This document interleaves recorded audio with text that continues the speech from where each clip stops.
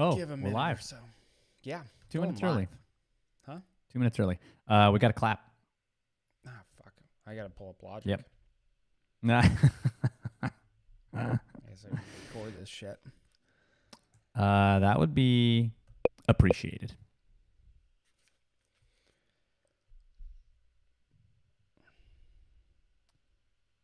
Before we get into it, if y'all haven't listened to the new Silk Sonic album, go do that. It's amazing. It's very, very good. What did you call me? Silk, easy, buddy, easy. Buy me dinner first.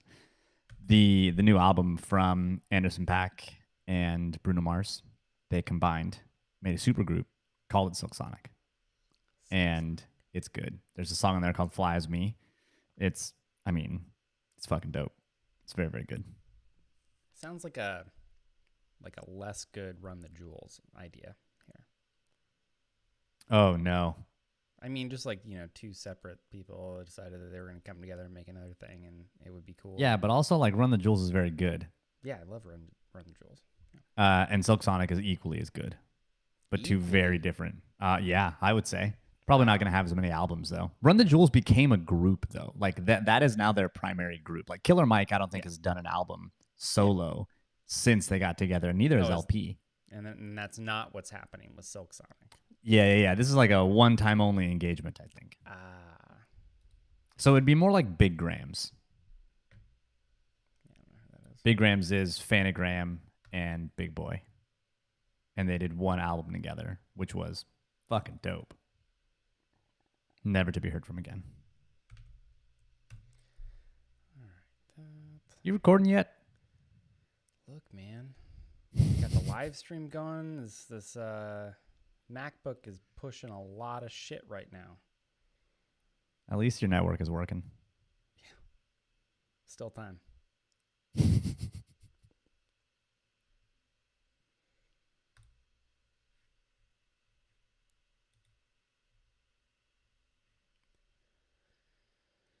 Okay.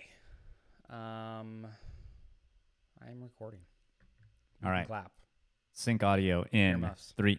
Oh, yeah, earmuffs. It's going to get maybe quasi loud, but syncing audio in 3, 2, 1. Nailed it. All right.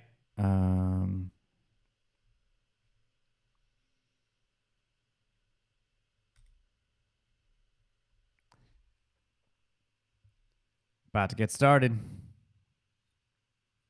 Here we go.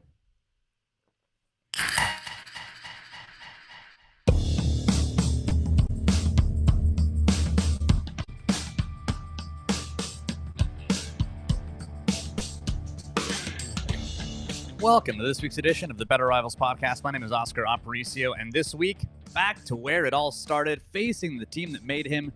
Jimmy Garoppolo faces the Jaguars, this time as favorites in this Week 11 tilt. And with me this week, pining for more pre-pod pie, it's David Newman. I'm not gonna lie, that slice was not big enough. My wife skimped on the pie slice here that was given to me, and I could go for another piece right now, but here we are. Peek behind the curtain. You know, we connect on Skype. We watch the things. We prep the things. I call my dude David. I get no answer. Like, that's weird.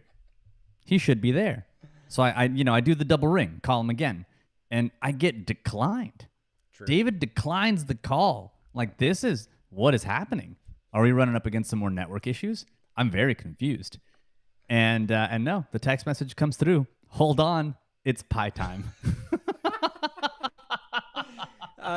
In my defense, I tried to send a preemptive message that was like, hey, I'm not going to be there. I'm going to get some pie because we got 20 minutes and look, I want some pie. And that's where we're at. Yeah, I get it. And you missed it. And so I was like, get off my back. I'm getting pie. In the meantime, I took it upon myself to go get some eggnog, and I put some whiskey in it. And I have to say, David, I know that you are a fan of eggnog. We talked about it a couple of weeks ago. I can't do it. I don't like it. I'm drinking it, and I'm thinking to myself, why? This is not delicious. This is not tasty. This is not what I want to do. Wow. And yet here I am with this thing. I don't really know where to go from here. I don't know what we do. Yeah, well, we can move on. Let's talk about some football because a little bit of housekeeping actually before we get to the football. No Thursday show next week due to Thanksgiving. It's Turkey Day, and so we're gonna be probably having pie, but not eggnog. It's pie season. All right. It is pie season too. Yeah. Is this your pumpkin spice latte? Have we stumbled across it? This is it. This is my time right here. Mid-late November through December, all the good stuff happening. My Cookies, goodness. Pies, eggnog. Goodness. All right. Well, now we know. And knowing's half the battle. All right, let's get to this game against Jaguars. This is a game that the 49ers should win. They're 6.5-point road favorites. This is the most they've been favored since week 1 versus the Lions. Their win probability from both Pro Football Focus and 538 give the 49ers about a 70% chance to win. This is a winnable game. Haven't had many of those. We have not had a lot of those. And this is the one we've been waiting for, right? It was like we hit that stretch. We lost 3 straight going into the bye, and it was like, man, Jacksonville feels like a long time away. That's the next one that we've got that really feels good. And hey, here we are. And it still, I think, feels mostly good. Yeah, it does. I mean, I remember I was talking about the last time the Niners played the Jaguars, and I mean, it feels like a lifetime ago at this point. Because remember, the Jaguars were the best defense in the NFL. I mean, they were on a tear. And they face a young, newly starting quarterback, and Jimmy Garoppolo was just throwing darts all over the field. He completed 21 of 30 passes for 242 yards, 2 touchdowns, and an interception, a harbinger of things to come. He also rushed for a touchdown, and he had that ridiculous off-platform throw to, I think it was Trent Taylor in the end zone. Remember, he throws it, whips it around the defender out of structure plays. I mean, he was doing everything, and he took it to the best defense in the NFL and put up 44 points on that defense. I mean, Jalen Ramsey has never recovered. He was he's pissed.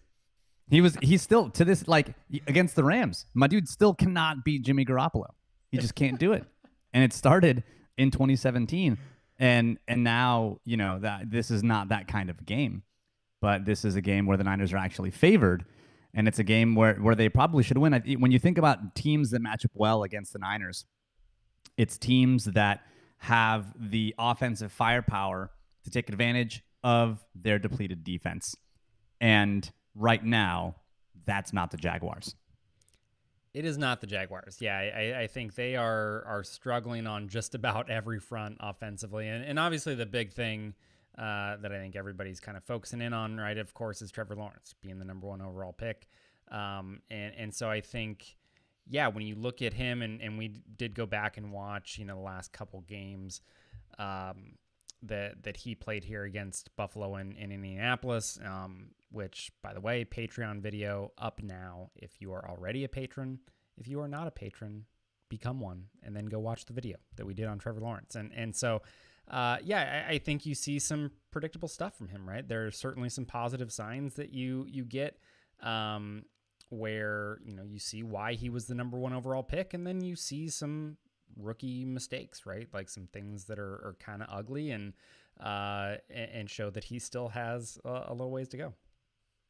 Yeah, I mean, we talk a little bit about what he does well and what he doesn't do well, and really he's not really helped by his offensive line.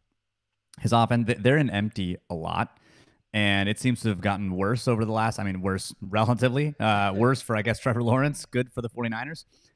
But it seems to have upticked the last couple of weeks, and his offensive line is injured. They're not playing all of their starters, and they're very, very leaky, and they put a lot on Lawrence's shoulders. I mean, when you're in 5-man protection a lot, and really you're looking at Agnew out there wide, and you've got Shenault and you've got Marvin Jones, and Marvin Jones has seen better days, and Chenault's not exactly a very, very quick separator. I mean, he just doesn't have a lot of options. At this point, you're really pining for Dan Arnold catches. And Dan Arnold does a lot of things like fall over unprompted. But he also, he's still also one of their top weapons. And it is barren for the Jaguars right now. And even when Lawrence does make some positive plays, like he had a really really beautiful deep shot to Agnew, who is basically a kick returner at this point. It ended predictably with him dropping it. Yeah, I mean, I think that's like the biggest takeaway that I had, right, was essentially their offense just doesn't give him any sort of room for error, right? We talked so much in the preseason about Trey Lance coming in and like, look, if he does get a chance to play for an extended period of time, and really like get a legit shot at this, right? He's in a good situation to succeed potentially, right? Like obviously there were other things going on there and issues and things that he had to work on, but just in terms of a situation that you could go into, it was one of the better ones that you could ask for, right? For in terms of one of the higher rookie quarterback picks. And so you look at the Jaguars and they just don't have any of that. It's just like there's so many plays where he hits the last of his drop and just nobody's open. Everybody's blanketed across the board, and then quickly after that, he's getting pressured, right? And so I think that's where you end up seeing a lot of the mistakes from him, right? I think he's just pressing a lot, and he's trying to do too much because he knows that he doesn't have a lot of help. I mean, there are just some throws that he makes where it's just like clearly forcing something up, trying to make something happen when nothing is there, right? And he just hasn't kind of learned that restraint to know when there's just the play is exhausted, there's nothing left that you can do, throw it away instead of hurling something up into coverage that could be picked off, right? And so I think that's the kind of mistakes that he has been having throughout the season, and it's the type of stuff that the 49ers are going to need to take advantage of, right? They did that against the Rams, and that was a big reason why that game, went the way that it did, and so they need to make sure that they're capitalizing on any mistakes that he does make, because that's going to be big. And the 49ers haven't always done that. Yeah, this is a game where if they can stay on a positive game script, this is another one of those like teed up for a positive game script, because if they get a couple of touchdowns and the Jaguars start to think they have to force it, Trevor Lawrence has got nearly a 4% turnover worthy play rate, which is not great. It's 31st out of 37th. And that's in large part because he's trying to take a lot of things on his shoulders. We had a play that we broke down on the Patreon video where he's rolling out on a boot action. And he just tries to throw the ball too late. It's just too late. And you've got a Colts defender who's there, and he drops what really should have been an INT. He drops effectively what Jimmy Ward caught against the Rams. It's just like a give up ball that had no business being thrown, and ultimately he dropped it. They're going to need some of those turnovers. When you talk about the rest of the offense, they use a lot of empty, about 13% of the snaps this season. But that's been largely a positive thing when Lawrence isn't getting smashed. And I think if you're looking at where the Jaguars may have a bit of an edge, it's like, that is a successful strategy you can run against the 49ers is, spread them out, run empty. And if you can chip Bosa or double team Bosa and no one else is really scaring you, maybe there is a path there for the Jaguars if things begin to break their way. Right. It can go either way, right? I think it makes sense for teams with young quarterbacks to go empty at times, because a lot of times it's going to simplify things, right? So you spread everybody out offensively. You're getting some more space a lot of times in the throwing windows, and usually you're going to get some sort of, especially if you come out in something else, right? And then you motion or shift to empty, which a lot of teams are going to do, and certainly Jacksonville has done that. You're going to get some sort of just like basic empty check from the defense, right? Like pretty much everybody is going to, all these defenses are going to have checks for these certain situations that they come in where they're going to, go away from the called play in the huddle because, okay, we've got this formation that's a little bit unique and then we need to make sure everything's accounted for. So you're going to get a lot of times some more basic looks and things that are just, it simplifies things for your young quarterback, right? And so that can be positive. And I think it has definitely shown signs of that, right? I mean, when you look at their offense, when they're in empty, they're 13th in EPA per play. When they're not in empty, they're 30th, right? So it's been a pretty big difference, but it does, like we kind of mentioned, earlier on in this, is it puts more on Lawrence's shoulders, right? So if those guys aren't getting, quick separation on some of those routes and finding some of the space, or say like the defense does bring a blitz and they get some quick pressure, it puts that all on Lawrence because there's no, again, 5-man protection. Like there's no help coming, right? And so it's on him to make very quick decisions, get the ball out of his hands. And if he can't do that, which is the case a lot of times, he's got to try to make something happen and avoid these negative plays by escaping, and it just hasn't always worked out. Yeah, I mean, I feel like if this game really starts to tilt and go the 49ers way, it's because Bosa starts to just roast their tackle one-on-one because they're in 5-man protection. And that, I mean, you're seeing lesser players roast their tackle. Yeah. And that begins to put Lawrence under pressure, and he starts making some errant throws, or he starts making some throws that really put the ball in harm's way.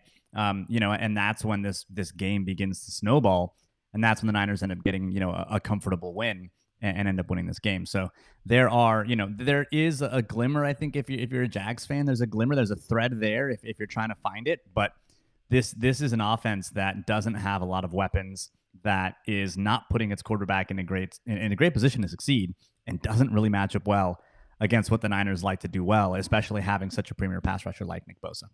Yeah, I think everything is there, right? I mean, for them to be able to have success defensively again in this game, because it's just like there are no weapons that really scare you, that should be able to take consistent advantage of the secondary situation for San Francisco.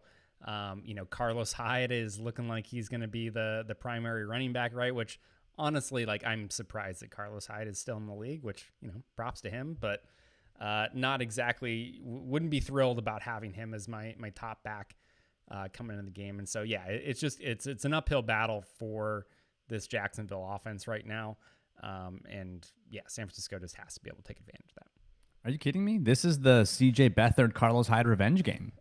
This is their opportunity to get back at Shanahan, for not believing in him. What's Beathard going to do? Throw a chance. Clipboard at him or something? Like, hey, man, Beathard's over here dropping big-time throws all over defenses. He had more big-time throws in like 6 plays than Jimmy Garoppolo maybe has had all season. I mean, CJ Beathard probably owes Shanahan his paycheck. You know what I mean? Like, he's probably not even in the league right now if it's not for Shanahan. So I'm fairly positive that it's Nick Mullins who owes a 50-50 split between Scangarello and Scangarello and Shanahan. But yeah, Beathard at least is making hay. He's showing Trevor Lawrence how to take a hit well, and Trevor Lawrence seems to be responding. Yeah, he does have a lot of practice at that. This is where the ads will go. Hopefully I don't forget to take that out.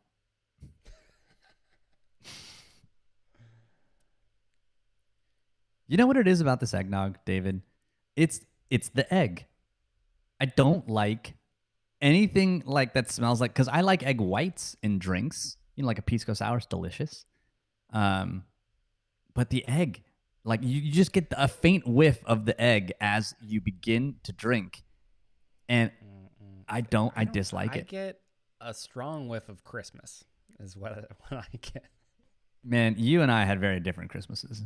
Look, all I'm saying is I celebrate the 24th. You probably celebrate the 25th. The 25th for me is just a day where you eat Chinese food and everything's closed. Yeah, you mean Christmas Day? Whatever. That's fine.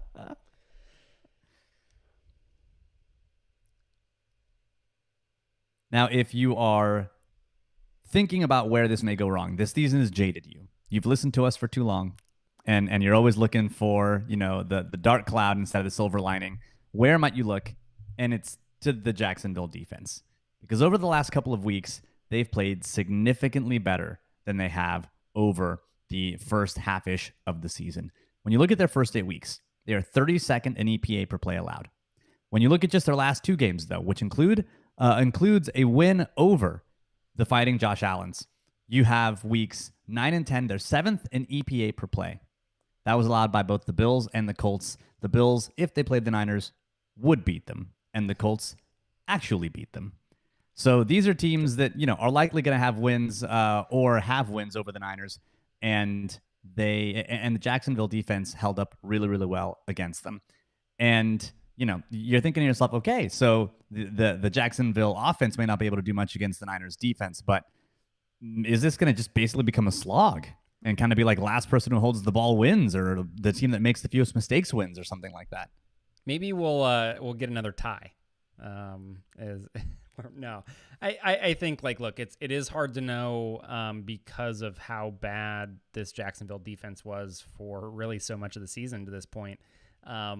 It's hard to know if this performance that we've seen the last couple of weeks is going to be real and is going to stick around and is, indicative of actual improvement. But I think when you look at where they've gotten better, some of it does not bode well for the 49ers. But I mean, the biggest thing that has improved has been their pass defense, and specifically with their coverage, right? Their coverage just these last 2 weeks has made a huge leap, kind of regardless of what you look at, right? Both in outcome related stuff, so things like EPA per play, and also for more process oriented stuff, right? So you look at something like PFF's team coverage grade with them in that first stretch, right? Weeks 1 through 8, they were 27th. They are 3rd in the last 2 weeks, right? So they are getting better performance from the guys that are back there. And I think a lot of what it is they've kind of just eliminated some of the disastrous performance, right? It's not that anyone is playing all that well necessarily.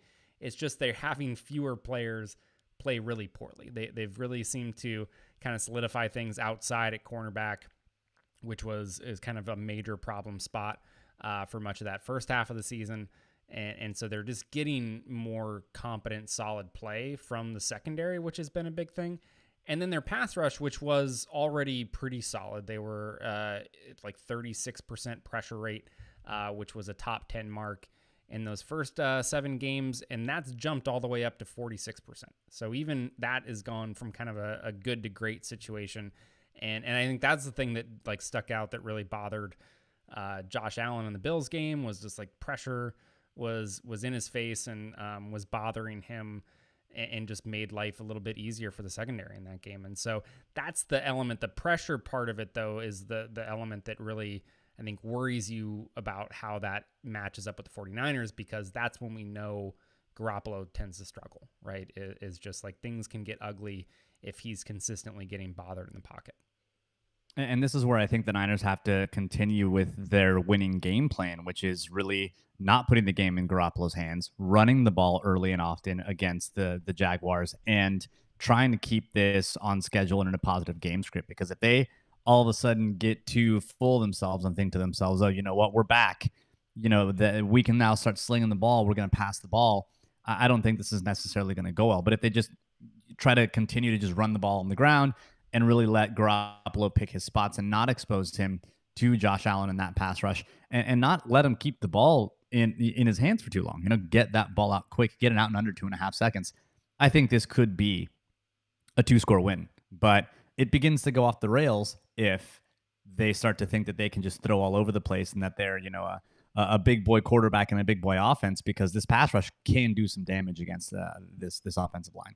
Right. And the encouraging thing, though, is that the Jaguars' run defense really hasn't been very good. And that was true in those early weeks when everything was kind of falling apart. And that's been true even in these last couple wins, right? They still haven't been doing all that great of a job against the run. So, yeah, I think they absolutely need to have that kind of more run-focused game plan and try to stay on schedule and make it to where when they're passing, it's in situations where they want to pass because they think they have an advantage, right? They've set things up as opposed to those situations where they have to pass and the defense knows that they're going to pass, right? Those are the things that don't tend to go so well for this offense right now. So, yeah, I think, it will be fun to Josh Allen. I had to go double check as we were kind of going through here, make sure he lines up on the right side. But Josh Allen, Jaguars Josh Allen, right, lines up on the right side of the defense, meaning he will typically go against Trent Williams, which could be, a fun little matchup. I'm sure Trent's going to be just fine there, but would be among the more fun matchups on that side of the ball to watch, I think. If I'm the Jaguars, I'm taking Josh Allen. I'm putting him right to the opposite side of that formation and saying, you are going nowhere near Trent Williams. You would think, right? He does have some snaps on the other side, so they move him around a little bit. It's just been predominantly on the right side. So, yeah, it'd be interesting to see if suddenly you see a big switch there. Yeah, you're going over there. Who's over there? Tom Compton? Yeah, you're over there. That sounds great. Please do that. I've reached the end of my eggnog. I'm no more impressed by this milky drink, but I am at the end of it. And I think it means we're also at the end of the podcast. At the end of our portion, anyway. We do have a special guest this week. We have someone who has covered the 49ers for 49ers.com, who's now a part of the Blue Wire family, and who now is in the betting and gambling space. And so rather than asking you, David, whether or not you think the Niners can cover this 6.5-point spread, we're going to ask new friend of the pod, Joe Fann, formerly of 49ers.com. He used to cover the Seahawks, but we don't like to mention that. And now he is a host of the Bet to Win podcast here on the Blue Wire Network. So we'll have him close out the show, talk a little bit about what some good bets are in the NFL, maybe some bad bets, and then maybe some 49ers specific bets, and learn a little bit also about the betting terminology too, because things like teasers, I think of something very different than gambling. That was actually a teaser for the interview. See what we did there? When you're making these jokes, David, I know it's time to go.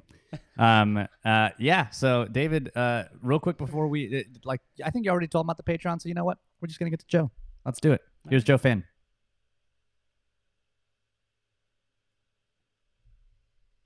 Yeah, I'll just splice him in. You guys are gonna have to tune into download the pod in order to get the Joe Fann content. I'm gonna have to edit that in post. I've already recorded it. Yeah. All right, we're doing some editing. You guys ask the questions. You know how it goes. How's this audio sound?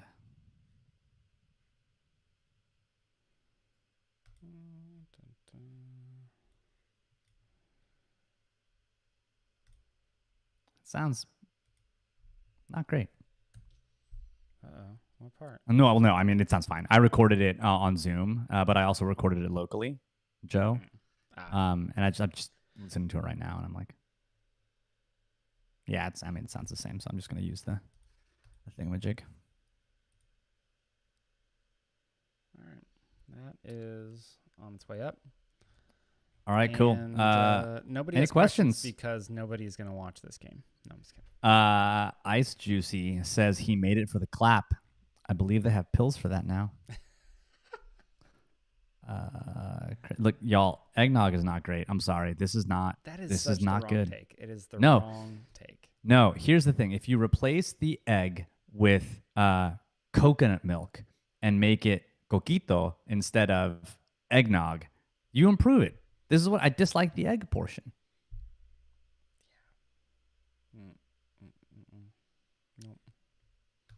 I actually got a new type of eggnog. I was at Central Market the other day and saw what looked to be like a fancy eggnog that I had not ever seen before. And I was like, you know what? I'm going to try it out.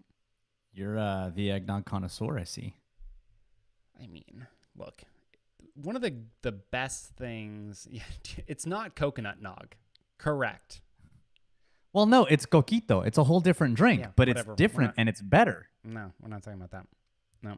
Yeah. Look, one of the great joys about eggnog too is that it's just it's easy and it's simple, and you just can, when family is driving you absolutely insane, I just go to town on that eggnog, get wasted. Only way I can deal with my family. Yeah, I just drink whiskey. Just skip all the cream. One thing I will share with you guys. Actually, I don't know if you guys. Well, no, that's probably a bit too extra. But I was doing the pre-show with Joe, and I asked him if it was hard to cover the team because you can't say like a bad word about the team if you're covering the team for the team. You're literally a member of the team's PR department. And so we were just bullshitting about it before the show. And he was like, dude, it's hard. It's really hard. He's like, you would write something and you would put it in draft or whatever. And then you'd get a call from someone in somewhere and they're saying, you can't say that. You can't write that. And he's like, it was impossible. It's like, I am so happy I've never had to deal with that. Like the only time I've ever had to deal anything remotely close to that is when Bob Lang called me because I had posted a picture of the playbook. Because I have the Niners playbook, not like every single one, but I think we have the 2018 version. And I tweeted out a screen grab of one of the plays and did like a breakdown after it. And I immediately, like, it was like 5 minutes after I posted it. I had a phone call from Bob Lang, and he was like, and he was very, very sweet about it. And he was a very, very nice guy, but yeah, it was definitely an interesting and fun conversation. I'm gonna need you to take that shit down. Is basically what was the crux of the conversation. What do we need to do here? All right. Yeah, exactly. Tickets. You want some tickets? Oh no, it wasn't that nice. It was more of like appeal to like that. Look, we don't want to make our opponents' jobs easier for them. And in like there was a big piece of me that wanted to be like, if you think that is going to give a defensive coordinator or a defense some kind of an edge, you're nuts. But I'm not gonna go down that rabbit hole. Have I mentioned that I'm a podcast host? Yeah, it's like it's funny, but yeah, no, I was just like, yeah, absolutely, happy to do it, no big deal, no harm intended. Yeah, it was funny, but coconut nog, no, it's coquito. Of course it's not. Don't be ridiculous. All right, what are the questions? Oh, Jacob, is the offense we've seen this past couple of weeks what we can expect to see going forward? I'm assuming you mean heavy run, lots of shotgun, a lot less play action. The fewer play action snaps are the interesting bit, I think. That's interesting. But I think we're gonna see heavy run, lots and lots of run. But I think that's probably accurate. The play action percentage is what I'd be interested to see. Yeah, I think it's what they would like to do. I mean, I think certainly if Shanahan has his way, right, like it's going to be that they have success with the ground game and they really can be more choosy with the pass plays and set them up well and kind of, make sure that they're creating those easy opportunities. And so I think, yeah, they would like to do that, but and they may be able to do that this week, right? But I think, yeah, just it's going to be heavily opponent dependent, I think, and just kind of how quickly. I mean, it's so important with if that's the plan that you have, like to have success early and to jump out to like an early lead, and so you can kind of sit in that mode. If you get down early, it's over. And it's also just hard to sustain consistently, 10, 11, 12, 13, 14 play drives. Like that is hard. There are, you make mistakes. You fumble, you throw interceptions, you miss a block, you get penalties. These are all things that happen, and so I just don't think that a strategy that relies on something that's very, very, very difficult repeatedly is it's tough. The real questions coming in from Ice Juicy, though. That's right. What kind of pie did I have? I had cherry pie with vanilla ice cream on top, like a real American. Though I guess that would be also like apple pie. But like, look, I'm not going to discriminate against pies. Love apple pie. Love pumpkin pie. It's all good. Cool drink of water. Sweet surprise. All right. What do you think of Jimmy being in shotgun more? McDaniel said it's something they've been focusing on, using more shotgun plays. I think it is. So I've always had this theory that we haven't had. There's no real way to prove it, but I do feel like the 2017 Jimmy was a Jimmy that played a bit more free, played a lot more shotgun, played in some concepts that were familiar to him from the Patriots. I think we like that season is one of the ones where we broke down Haas, right? Seams and hitches, and that's something he did a lot with the Pats, and they did that in 2017 with the Niners. They still run it every now and again, but I do think that Jimmy plays a little freer when things aren't as maybe complicated, for lack of a better term. And I do think that like turning your back to the defense, going under center, like all this stuff is complicated for him. And I do think that when it is a bit more simpler for him, when his scope is reduced, he seems to play freer. This is just like something that I think it's a gut, right? I can't necessarily prove it. And I think that maybe the shotgun is like you would think that maybe the shotgun in the last couple of games and the reliance on the shotgun is a little bit like that. You're going back to what Jimmy does well. The problem is that that's not borne out in the numbers. Like when we looked at his shotgun performance this season and even in previous seasons, it's not like he is magically better in those splits and in those games. And so like, what's the likely scenario? The likely outcome then is that this is just like a couple of a run of a couple of games where he's just kind of being good Jimmy again. And it doesn't matter whether it's shotgun or not. This is just good Jimmy, right? And then he'll come back down and have a couple of games where he's not great, and then that's that, right? I think this is more of the inconsistency of Jimmy Garoppolo that is, like not really correlated, but just happens after we run more shotgun. Yeah, and I mean, there's a couple things. Yeah, I think like it's one thing if it was a comfort level thing, and like you mentioned the turning your back to the defense and kind of all of that type of stuff that you can eliminate when you go to shotgun. And if he's just more comfortable with that, it'd be fine. Like you said though, that hasn't really been true in terms of just his performance like previously. So it is weird to like pin it down to that. And I also just have a tough time like buying that it's more complicated. You look at so many of their passing concepts and like half the time they're sending two guys downfield, like they're doing these play action concepts and it's literally just he's looking at one read like to determine whether he's going to throw it downfield or check it down. And like that's so much of their passing game. And a lot of what they're doing in shotgun is just the same shit that they would do under center, right? They're just adapting it for shotgun.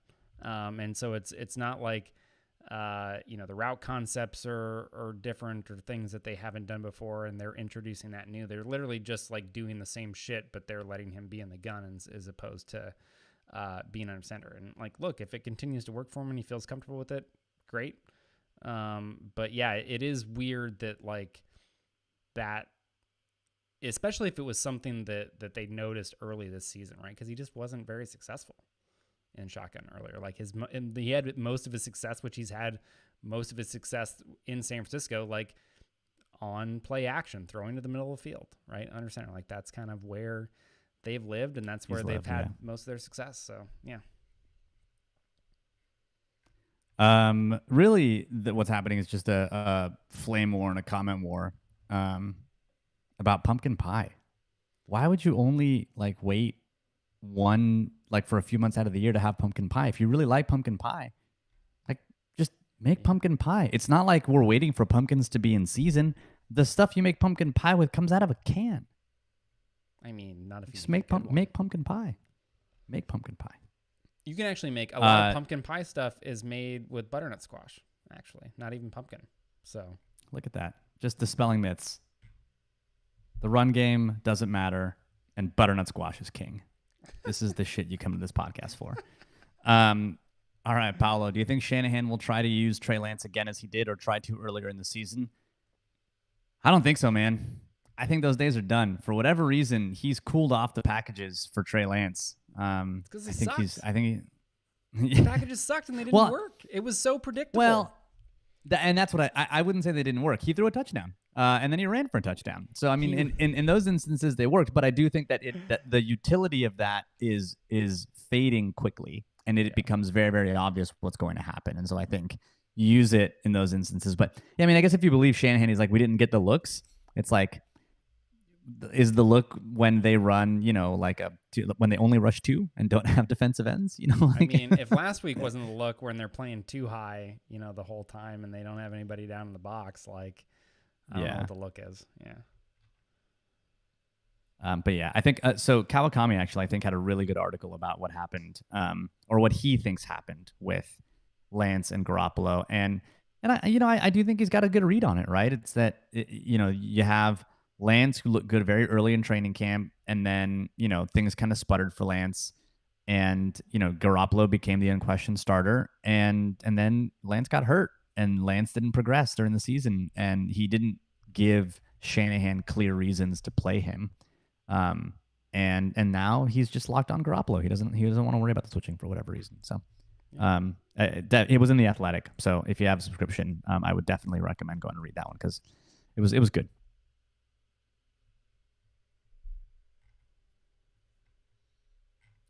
And that might be all the questions. That's it. I got to turn your volume up, David. Surprise, surprise. Shocker. I'm just loud. I'm deaf. I've been deaf forever. Are we totally screwed if Debo gets hurt? No, because then Shanahan might finally have to use Brandon Ayuk.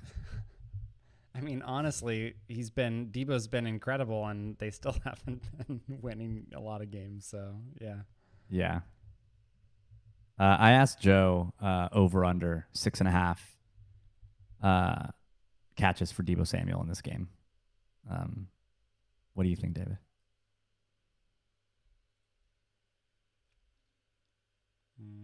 Over. Interesting. 7 catches. Yeah. He's gonna get like 3 screens or something, you know. Yeah, well, that was the point he made. He was like, he's gonna get touches, but what if they're on the ground? Yeah. I mean, fair. All right. I think that wraps it up. I'm going to finish editing this episode. And then, oh, no, that's not what I want. All right, y'all. Back on Sunday. See you on Sunday. Hopefully after a win. Later, y'all.